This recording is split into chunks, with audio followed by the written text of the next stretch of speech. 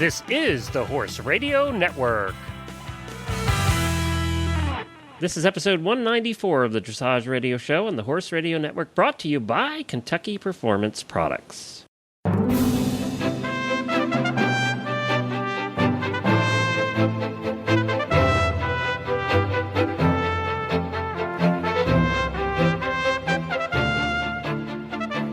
This is Reese Koffler-Stanfield from Loxahatchee, Florida. And this is Glenn the Geek from Ocala, Florida, and you're listening to the Dressage Radio Show. Well, Philip is off this week. He was very busy, so we let him have a busy week. He's digging snow is what he's doing. Yeah, I think, and cranky doing it. Yeah, I think the blizzard really got to him, and he's like, I don't know. I think well, he's and hiding. It's Valentine's week. Yeah. So we changed our day. Yeah. Yeah, I know, and he has a sweetie. Do you and Jennifer have anything planned, Glenn? Actually, we're heading to Disney on tomorrow. We're recording this on Wednesday for Valentine's Day. So we're going to spend the day at Disney. Taking a day That off. sounds great. Oh, how fun. Oh, that sounds great. Is your husband coming down to see you? You're stuck by yourself. I am stuck by myself, and actually there's quite a bit going on. We'll hear from Jennifer Wood. There's a big CDI going on at Global this week, and I'm actually heading home on Friday for a clinic, but also, of course, to see my honey, to see Travis.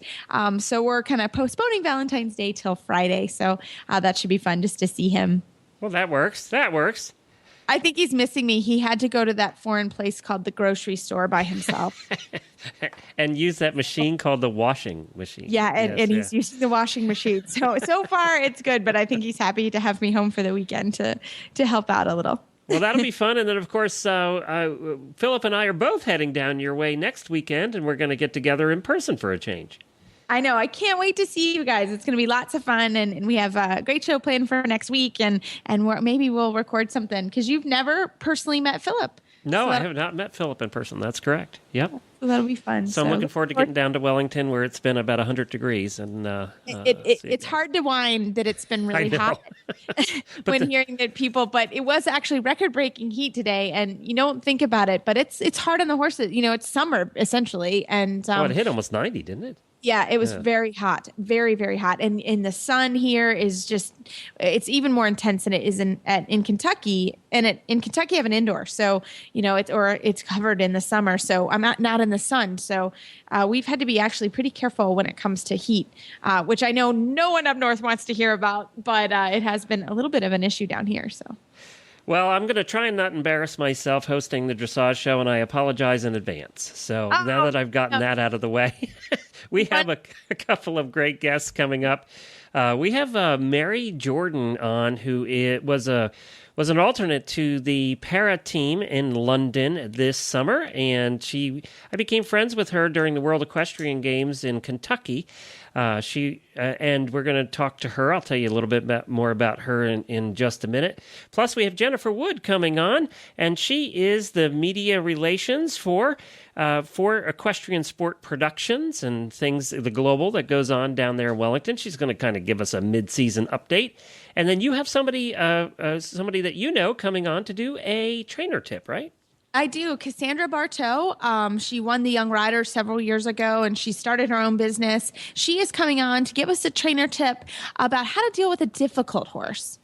So I'm looking forward to that. Very good. Well, let's go to our first guest. We have Jennifer Wood coming up to give us an update on what's going on in Wellington. Well, hi, Jennifer. Welcome back to the show. Thanks for having me. So give us a mid-season update about the goings-on in Wellington and what's up down there.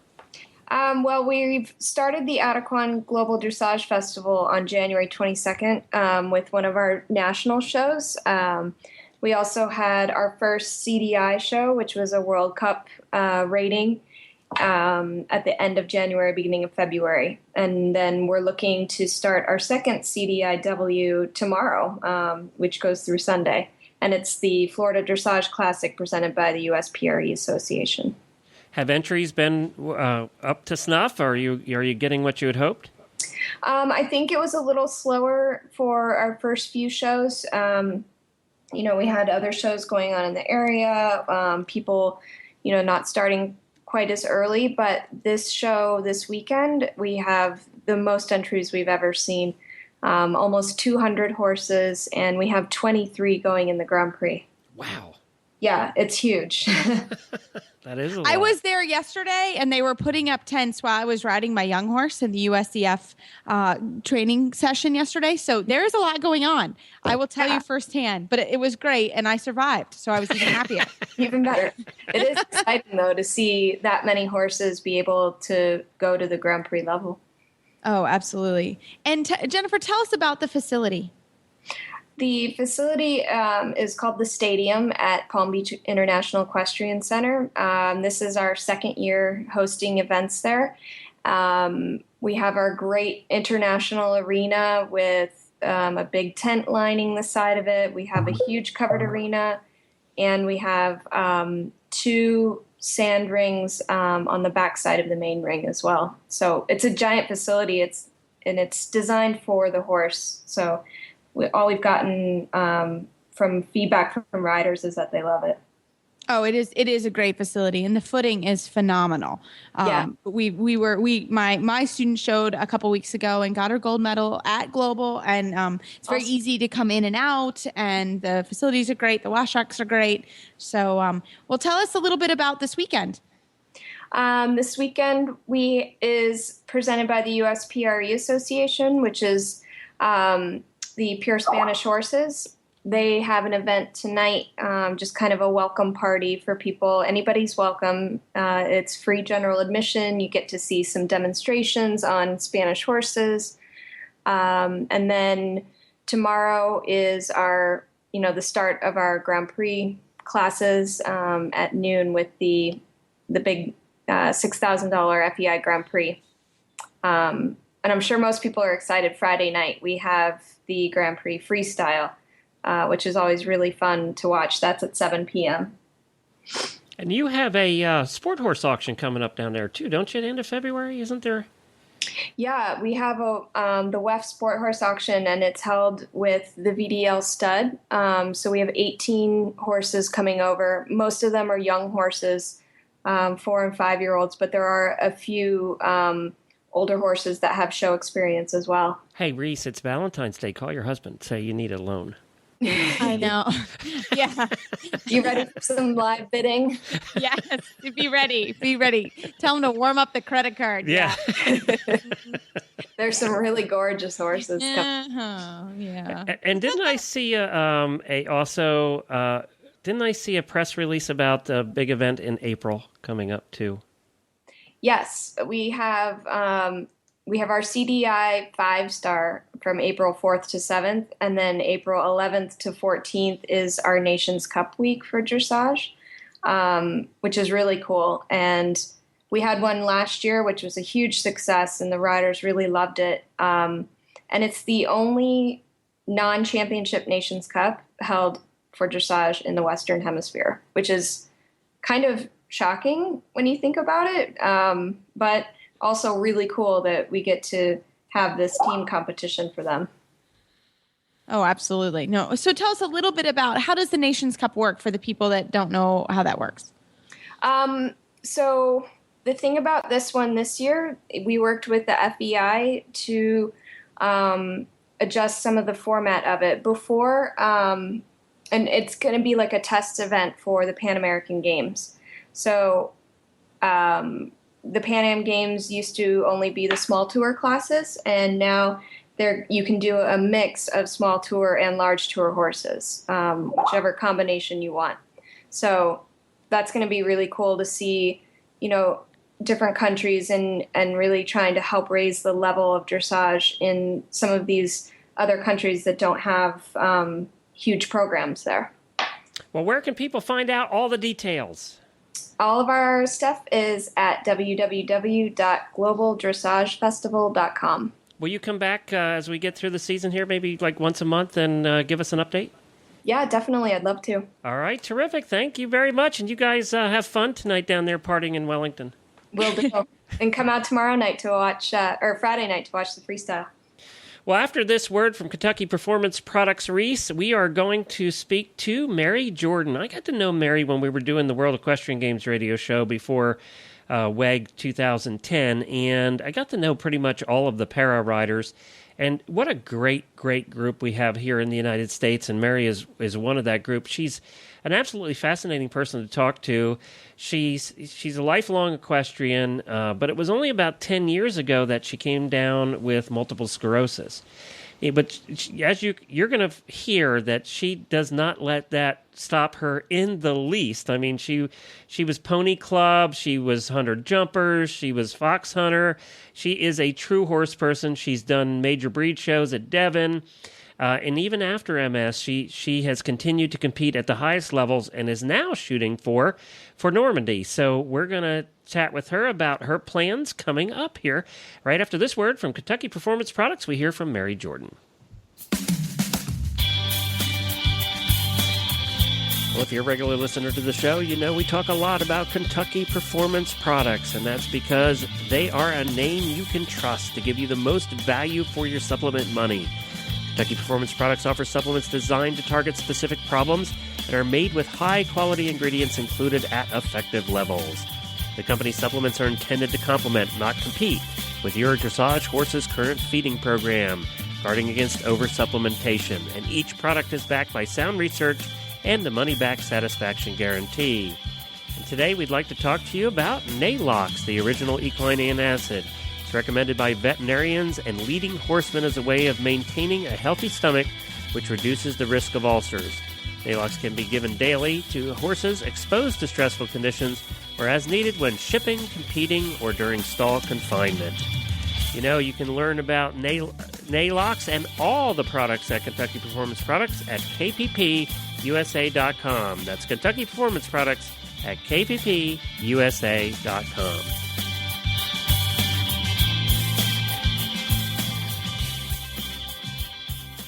Well, hi, Mary. Welcome to the Dressage Show. Hey, Glenn. How are you? Good. It's good to talk to you again. It's been a while. Yes. It's really great to catch up with you. And I saw a post that you did on Facebook today, and I said, well, I have to have her on because, you know, you and I met at the last World Equestrian Games in Kentucky, and now you have this thought that you would like some wine, and you want to head to that region of France. Absolutely. It just, I'm very excited to move forward. I came back from London loaded for bear, and I really want to go to Normandy. And it seemed pretty fitting because my niece just married a Frenchman, so they're not far away. I have family overseas. That's an omen. Yeah. Now, what about London? You were an alternate, right? I have that right?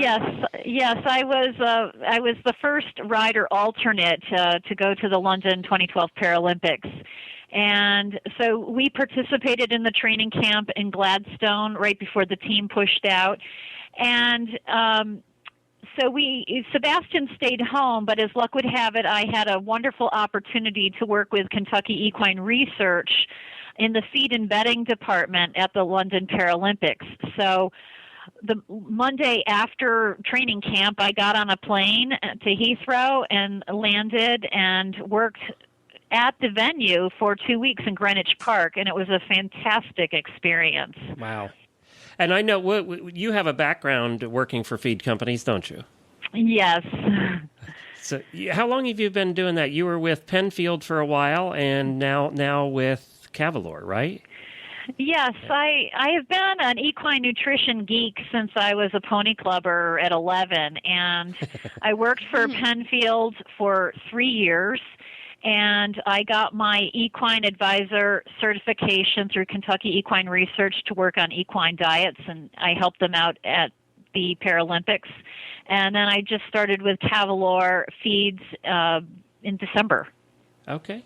Yeah, terrific. Well, tell us about your horse.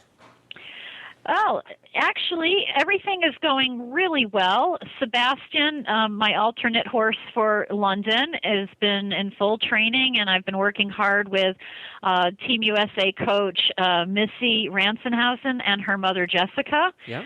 So Sebastian has been hunkered down in Blue Hill in Pennsylvania, and I've been traveling all winter down to ride him. And then I have P. Sparrow Sox, who was also long listed for London, here at home in Maine, and I've been working her all winter on my own.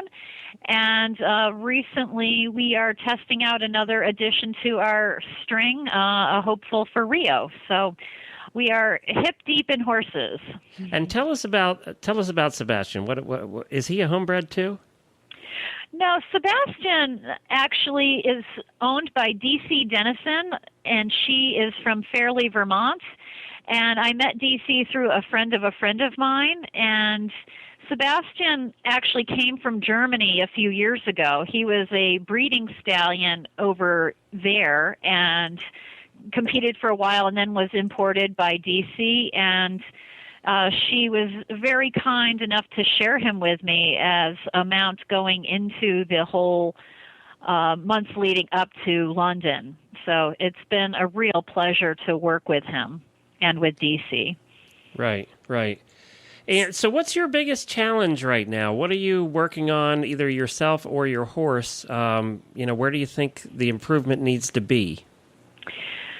Well, being on the ground and actually not having the pressure of competing in London gave me an amazing opportunity to see what the standard of riding and horse has been. And it was just a bird's eye view being ringside in London.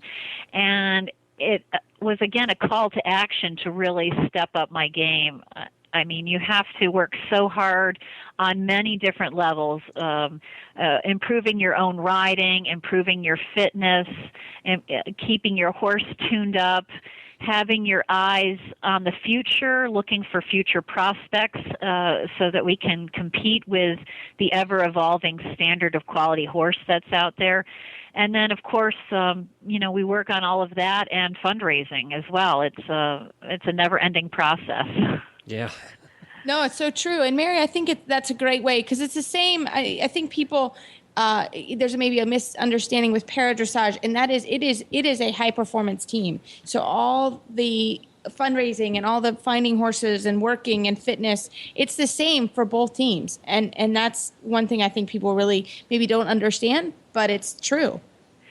Oh, absolutely. I mean, the horses at the Paralympics were no different than the top Grand Prix horses that Able Body was riding, and that's our standard. And it's just incredible because we have to find the same quality horse, and it also has to have a gold-plated brain as well to deal with all of our bodies as para riders. So it really is a high performance sport, and one that we just have to stay on top of.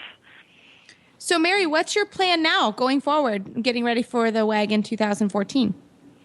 Well, right now, my first goal is to get out of my snowbank and get down to Wellington.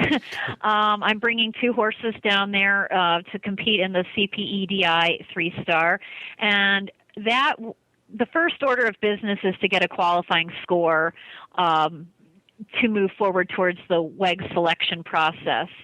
I'm also looking right now to bring Sebastian over to Europe, hopefully this spring, to do a show in Morcel, Belgium, and in Mannheim, Germany. So that's a primary focus. And then coming back here and a steady diet of showing and training.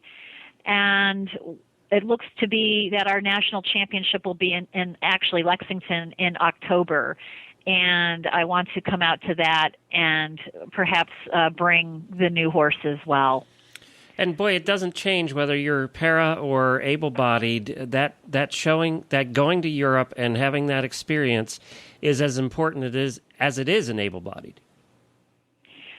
Absolutely. I mean, when I came back from London again and had a meeting with my coaches, showing and competing in Europe is such an important part of the process. You have to have your eye and your body tuned to what riders are doing internationally, and you have to get in front of the judges. And I think back to 2009 when I did my first European show, which was the 4-star European Championships in Norway. And it was such an eye-opener, the caliber of the horses, the quality of the riding.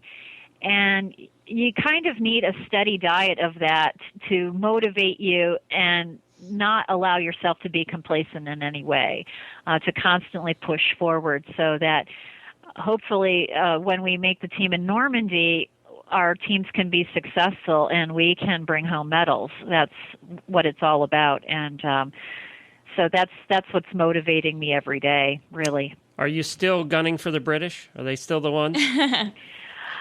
Oh my gosh, they were obviously the gold standard there, but the Dutch had some fabulous young horses there that were outrageously good, and everybody was just amazing. I mean, everybody that was there deserved to be there, and so again, it's just boiling down to honing your game and honing your mounts. And one of the things that we've all been pushing towards this spring is having a symposium up here in Maine with Hanneke Gerritsen, who is a world-class O judge for para. She's coming. And Clive Milken, he was the gold medal coach for Sophie for Team Great Britain. And so we're being blessed with really high-end eyes on the ground to work with our riders and our coaches here to push it forward. Great. So, Mary, when is the CP, your first qualifying event? When is that happening? It's March 14th through the 17th. Perfect. And down here in Wellington? Yes. Mm-hmm. And if people would want to find some information out on how to come and how to find para and how to help you fundraise, where is a great place for them to start? They can start with the United States Para Equestrian Association. That is, we have a website, and Hope Hand is our president, and she is the chief cook and bottle washer there. She directs a lot of activity. President and Spitfire, I might add. Yeah, the President and Spitfire, absolutely. So people can reach out to her. Hi, Hope. I know she's going to listen to this, so hi, Hope. Yeah, hi, Hope. I would also be available to direct people to her or to our coach, Missy Ranshausen. I am the chairman of the Para Equestrian Eligible Athlete Committee for USEF, and I'm on the High Performance Committee as well. We're welcoming all people to get involved, to learn about para, to get classified. I know there's more talent out there, and we really just want to open up the doors and let people see what we're doing and, help us take our performance and sport to the next level. Well, before we let you go, Mary, I have to ask you a question. You and I go back a long way, so if people might cringe, but this is okay that I ask her this, is how is your health? My health is doing very well. I celebrated, if you can call it that, my 10-year anniversary of my diagnosis with multiple sclerosis, and I am, knock on wood, I'm happy to say I'm doing very well. I work very closely with my neurologist in Boston. I'm in 3 studies down there, and really I'm pushing myself in all kinds of ways right now. I've actually, to step up my fitness, I've started some kind of disco cardio kickboxing, which I love to. I love disco kickboxing. Awesome. There we go. Yeah, awesome. it's. Do they have the big really, silver ball in the middle of the floor? They do. They have the mirror ball and the flashing lights. But what I like about it is with, my balance sometimes kind of wavers a little bit, but the lights are dark, so I can just like flail around wildly, and I'm burning calories as a Maine housewife and readying myself for Normandy. That's awesome. It's I think great I need fun. to go to that. I always counted Mary for a chuckle. Every time I've interviewed her, she's had something new that she's. I love that. That's my new fitness craze up here in Maine to keep me warm. When it's 3 below zero. Well, don't worry. It is hot in South Florida right now, so get ready. It was a record-breaking heat today, so very, very warm. Oh my gosh, that's just and your suntan amazing, lotion. You're going to need it. You're gonna need it. I know, because we had in this blizzard of 2013, we had 35 inches of snow, and oh my gosh. You're going to enjoy the 80 degrees when you get down here. Let me tell you. Yes. You're going to enjoy it. Surf's up! It's beach weather. I'm coming down. Thank you, Mary. Good luck, Mary. and I look forward to maybe seeing you in a couple of weeks when you're down here. Absolutely, Glenn. We will connect. And Reese, it was so nice to meet you on the phone, and I'll look for you in Wellington. Sounds great. Well, Glenn, you are right. Mary is a Spitfire and just a pleasure to listen to. And I'm going to root her on in March, but also on her journey to Normandy, to the World Equestrian Games. So she was wonderful. So now I'm really happy to introduce a good friend of mine, Cassandra Bartow. I've seen her grow up, and she won the Young Riders. And now she's a head trainer at Willowbrook Equestrian Center in Villa Rica, Georgia. So she's going to talk to us about how to deal with a difficult horse. Well, this evening, I'm very happy to have Cassandra, or Cassie Bartow, who is the head trainer at Willowbrook Equestrian Center in Villa Rica, Georgia, with us for our weekly trainer tip. Cassie, welcome to the show. Thank you, Reese. Well, I ran into you in Wellington. We were having dinner together, and I asked if you would come on the show. And I think you have a great tip for all of us this week that deal with, have either a difficult horse or a horse that's a little bit finicky. And you're going to talk about less is more and having patience with a horse like that. Absolutely. Well, I got a horse. His name's Ari, and I bought him for $1 about 2 years ago in Wellington, and he basically had a really big problem with rearing, flipping over, that kind of stuff, but very talented horse and actually a sweetheart. Oh, just those little things, Cassie? Huh? Just those little things? That's all? Just a few little problems, yes. But basically it wasn't his fault. That's what I like to say. He's really a sweetheart. But so I just had to learn how to ride him, and I've gotten to ride a lot of amazing horses at a very young age and do a lot of showing and been very privileged.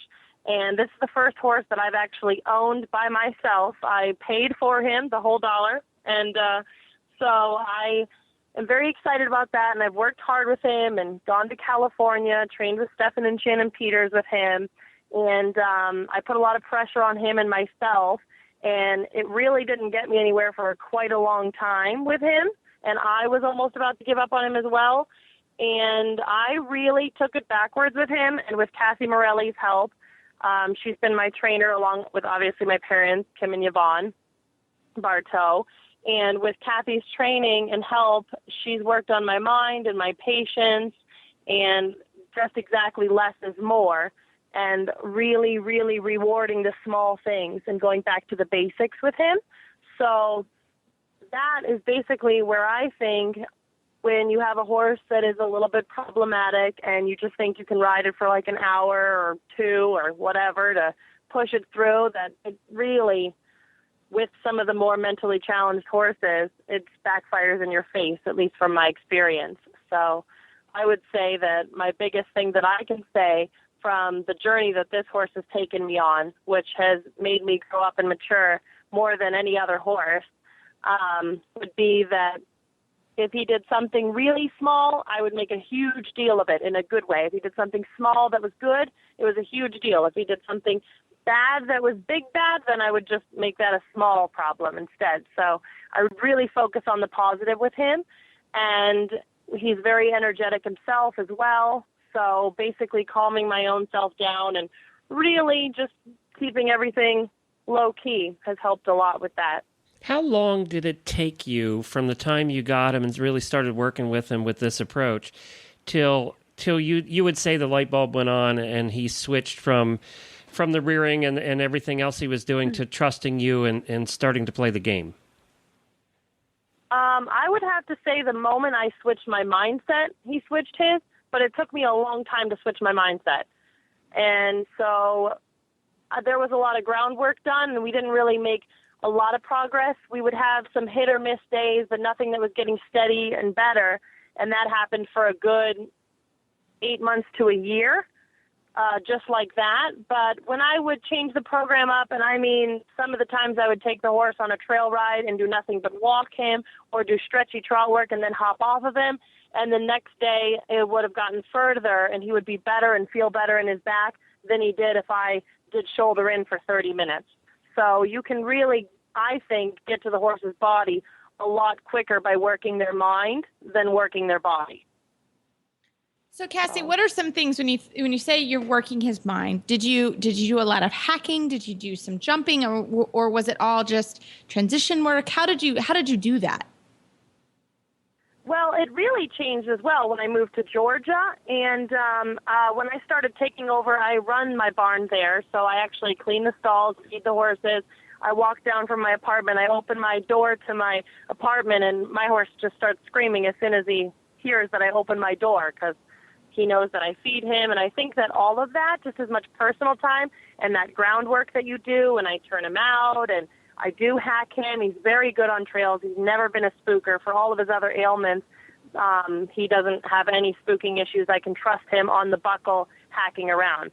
So it's weird to say that a horse that has those kinds of problems with connection and rearing and stuff is actually bomb-proof. So when amateurs ask me if a horse is bomb-proof, my horse is technically bomb-proof, but has a problem with connection, or did. So that's a slippery slope. But basically just hacking him around and spending the time with him and slowing the process down and rewarding him. I think we all get caught up in exercises, and especially if myself or anyone else, an amateur or a young rider, is taking a lesson and you just get so focused on the trainer's lesson that you actually disconnect from your horse so much, and you don't ever have that time to say, you know what, if you need the help from your trainer, which of course we all do, you also have to put in the time where you're not focused on the trainer or the third party, that you're focused on your horse, and that you really are. I think, of course it's extremely important with a mentally challenged horse like that,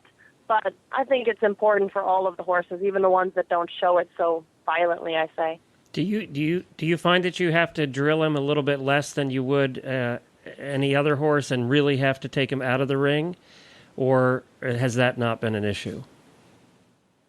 I might say it used to be, but now I'm riding quite a few horses. I probably work between 7 and 11 horses a day, and my horse is my best ride because I've figured out his mind, etc. He's the easiest for me to ride. So I think that's just because the groundwork is there and the personality we share. Like, there's just a definite rapport between us now. So with him, I would say it's the easiest. I don't know how else to explain it. Right.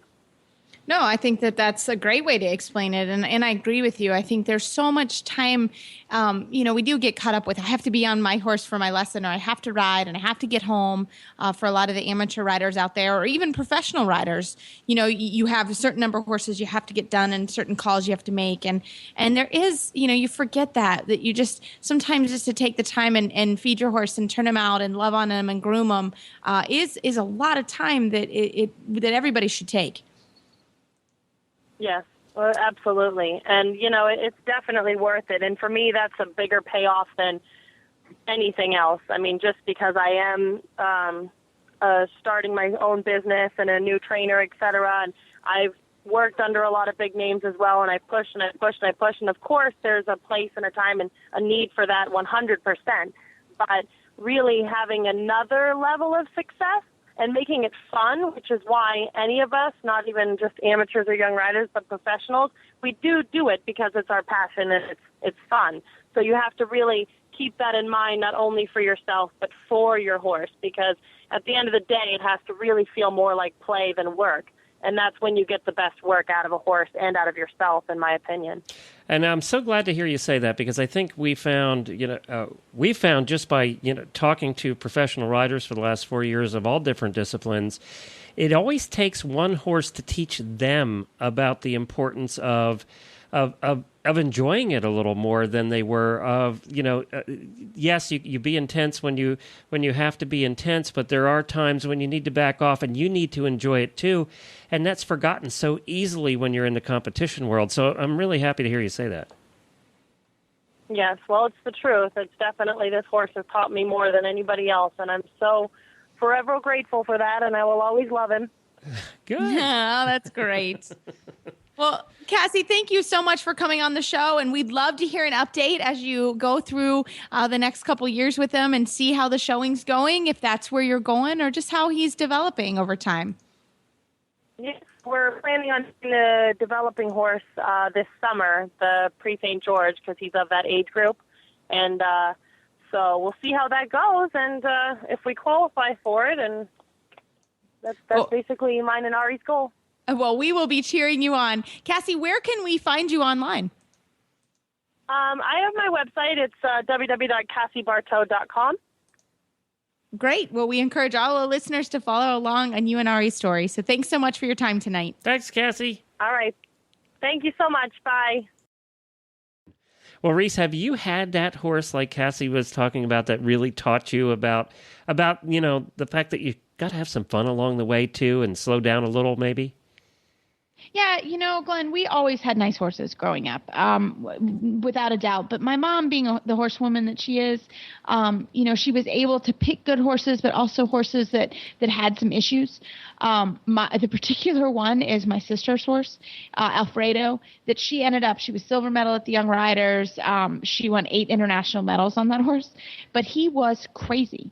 I mean, God bless him. We actually lost him. We lost him. He had degenerative suspensory ligament disorder. So it was terrible, but he was really a challenging horse. But my sister was really the one that was able to sort of bring that horse together. And it was really incredible to watch her work with that horse and see how we as a family interacted with him. And then my first young rider horse was like that. He actually had some veterinary issues that taught me a lot about how to be a good horsewoman, but also how to just deal with him, because he was also really a hot tamale. And that was the time I learned that I liked riding hot tamales. But there's challenges to that. How about you, Glenn? Well, I was just going to say, did you do that with guys too? Were you going after the bad boys? Because your husband now is the nicest guy in the world. He's far from as bad boy as you can get. Well, the good thing was I met him quite young, so that was probably a good. No, I didn't do it so much with boys because I was busy with my horses, so that was a good thing. Thank I God. think that my mom and dad, my dad and my mom and dad were definitely doing that for sure. So I'm a driver, and I had a Hackney pony that we had gotten at an auction. I saved her at an auction actually. And we bought them for like $800. And, I don't necessarily approve of the way they train what I call the high steppers. And this pony, it took him months before he wouldn't plaster himself against the back wall of the stall when you'd open the stall door. When you'd walk by the aisle, he'd just plaster himself. He was scared to death. And it took a long time, but we got him around, and he learned to trust me. But he was like driving a Ferrari. He was so much fun. And my wife wouldn't go in the cart with me when we drive. He was just like driving a Ferrari. He was my little Ferrari, and I loved that little Hackney pony. Aww. I'd love to have another one again, just because they're so much fun to drive. But I learned a lot with him about patience. That he was my light bulb, because I had always had dead broke ponies to drive before that. Yep. But boy, when I got him, it taught me a lot. Yeah, it's true. Those horses, it's amazing what they can teach you and how you can get it done. And sometimes just the right person coming around is what they need. Terrific. Well, let's wrap this up for today. You have a party to get to. I do. Jennifer was telling us about the party that is happening tonight over at Global. So I'm heading there. So I will give you a firsthand report next week. All right. But you can say hi to everybody for me. I will. You can find our show notes and links to today's guests on our website at dressageradio.com. You can like us on Facebook. Just search Dressage Radio Show. Follow us on Twitter at Horse Radio. My website is maplecrestfarmky.com, and my email is reese@horseradionetwork.com. Very good. Well, thank you all, and thank you for putting up with me filling in. Philip will be back next week, so it's normal. And you can listen to all the shows that I do on the Horse Radio Network at horseradionetwork.com as well. Thank you, everybody. Keep your heels down and your shoulders back, and talk to you next week.